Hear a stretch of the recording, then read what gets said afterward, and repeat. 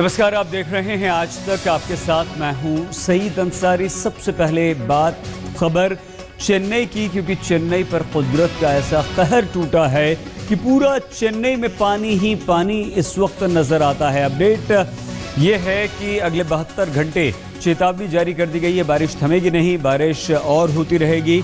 अगले 3 दिन भारी बारिश की चेतावनी मौसम विभाग की तरफ से दी गई है। 7 दिन तक मंडराते रहेंगे बारिश के बादल, यानी कि 7 दिन तक बारिश रुकेगी नहीं। अब तक 188 लोगों की मौत हो गई है, जो बताया जा रहा है कि आंकड़ा 200 को पार कर गया। सेना एनडीआरएफ की टीम रेस्क्यू ऑपरेशन कर रही है, लेकिन ये ऑपरेशन अब और काफ़ी तेज़ कर दिया गया है। कल सुबह तक के लिए एयरपोर्ट बंद है, तो यहाँ पर सेना की टीम में जो आना चाहती हैं और वो भी नहीं आ पा रही हैं। 800 के लगभग मुसाफिर हैं, यात्री फंसे हुए हैं एयरपोर्ट पर। हालांकि सरकार की तरफ से इनके खाने पीने का इंतजाम किया गया, मुसाफिरों को बस से निकालने की तैयारी की जा रही, लेकिन सड़कों पर भी वही हाल है। सड़कों पर भी पानी भरा हुआ है, तो वो भी काफ़ी मुश्किल लगता है। स्टेशन बंद हैं, 50 ट्रेनें रद्द कर दी गई हैं। न रेल न हवाई, कोई भी यातायात नहीं है जो चल पा रहा है। चेन्नई की स्थिति पर कल गृह मंत्री राजनाथ सिंह संसद में बयान देंगे, लेकिन तमाम कोशिशें कर रही है सरकार, राज्य और केंद्र सरकार। राजनाथ सिंह ने जयललिता से बात की है। सुबह प्रधानमंत्री नरेंद्र मोदी भी जयललिता से बात कर चुके हैं और तमिलनाडु को हर संभव सहायता देने का वादा कर चुके हैं।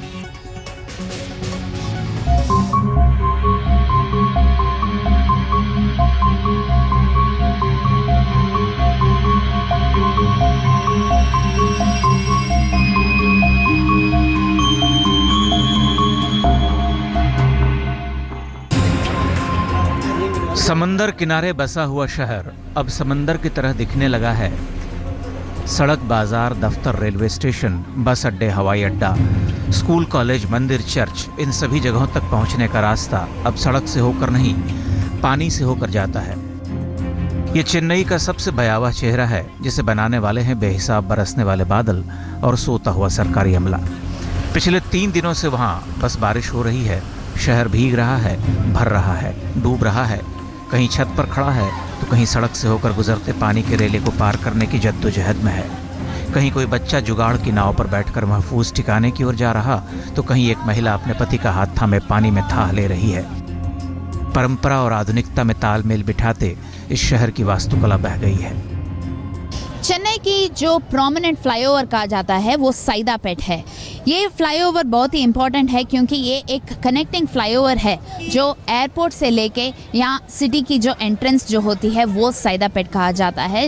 और आप क्लियरली देख सकते हैं कि यहाँ पे ये फ्लाईओवर थोड़ी थोड़ी सबमर्ज होती जा रही है। यहाँ पे वाटर लेवल्स जो है वो राइज होती जा रही है, और इसकी वजह ये है कि चेम्ब्रमबाकम बोल के जो एरिया है, वहाँ पे जो रिवर है, वहाँ की वाटर जो रिलीज हो रही है यहाँ आके, और अडियार जैसे जो रिवर्स है और एरियाज है, ये सारे एरियाज जो है वो स्लोली सबमर्ज होते जा रहे हैं। नवंबर के महीने में चेन्नई में ऐसी बारिश तकरीबन 100 साल पहले हुई थी। 1918 में 1088 मिलीमीटर पानी बरसा था। इस दौर में जी रहे चेन्नई में किसी ने नहीं देखा होगा, लेकिन अब देख रहे हैं कि बारिश ऐसी भी होती है, जल प्रलय की छाया सी। No transportation, mobile network is not functioning, no mobile connectivity, nothing is available. I don't know when it will come back to normalcy. It looks like it will take another 2-3 days. We don't have petrol, even no petrol bunk is open, we don't have cash even, and we don't know where to go for food or dinner. There is a total blackout, no power, nothing is there. We don't have signal to inform to home, to mom or dad. इधर मौसम विभाग से भी राहत की कोई खबर नहीं आ रही। आ रहे हैं तो बस उत्तर पूर्व मानसून के बादल। अनुमान है अगले 24 घंटों तक भारी बरसात होगी। बंगाल की खाड़ी में नॉर्थ ईस्ट मानसून जब एक्टिव होता है तो उस समय ईस्टर्ली वेव बनती है, और वो बंगाल खाड़ी से बनती हुई फिर तमिलनाडु और साउथ आंध्रा की तरफ आती हुई भारी से बहुत भारी बारिश करती है। इस तरह की लगभग 3 वेव पिछले 10 दिन में बन चुकी हैं, और कह सकते हैं कि इसी वजह से 3 हैवी स्पेल वहाँ आए हैं। हवाई अड्डे की पट्टी पर पानी भर चुका है। विमान खड़े हैं। एयरपोर्ट पर सैकड़ों लोग फंसे हुए हैं। कई ट्रेनों को रद्द करना पड़ा है, कई ट्रेनों का रूट बदलना पड़ा है। इस बेतहाशा बारिश में तकरीबन 200 लोगों की जान जा चुकी है। रक्षा और बचाव दल सक्रिय हैं। सरकारी सहायता का ऐलान हो चुका है, लेकिन बड़ा सवाल ये है कि ऐसी बरसात के पूर्वानुमान के बावजूद राज्य सरकार ने पहले से कोई तैयारी क्यों नहीं की थी। चेन्नई से प्रतिभा रमण के साथ आज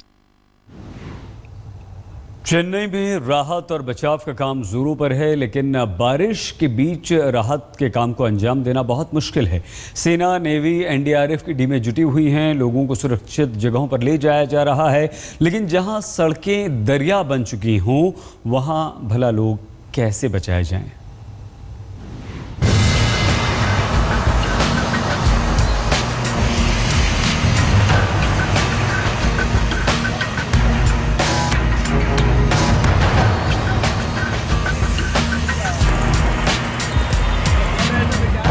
पानी को अपनी हदों में देखना ही अच्छा लगता है, क्योंकि पानी जब इस तरह से चढ़ आता है तो सब कुछ उतरा हुआ, उजड़ा हुआ दिखता है, जो इस वक्त चेन्नई में दिख रहा है। हालात ये है कि शहर का कोई हिस्सा बाकी नहीं है जहां इंसान कहीं सूखे में पांव रख सके। ज्यादातर इलाकों का पता पानी हो चुका है। मुझे लगता है प्राकृतिक आपदा को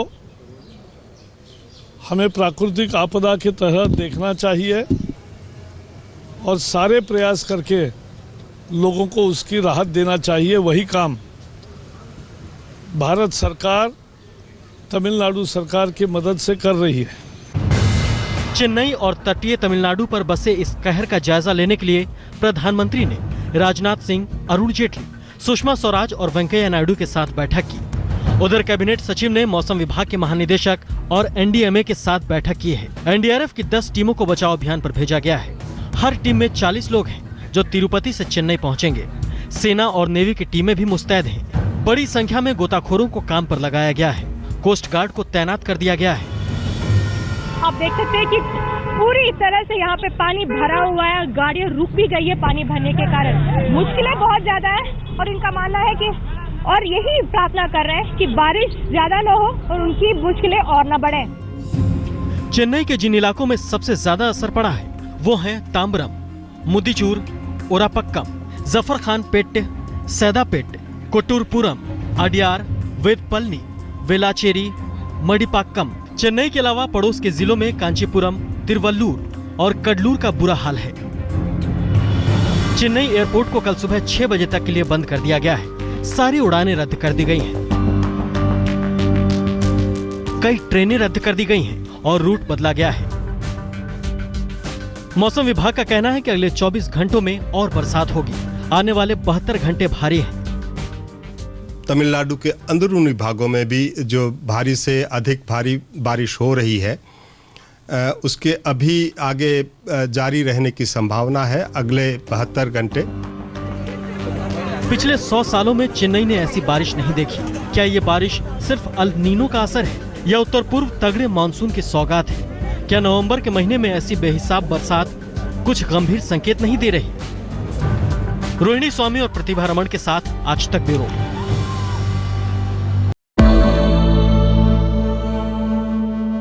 लंदन से आ रही है ये खबर। बीबीसी का जो दफ्तर है उसे खाली करवाया गया है। दफ्तर में एक संदिग्ध गाड़ी के घुसने की खबर आई थी। पुलिस की तरफ से ये कहा गया है कि ये जो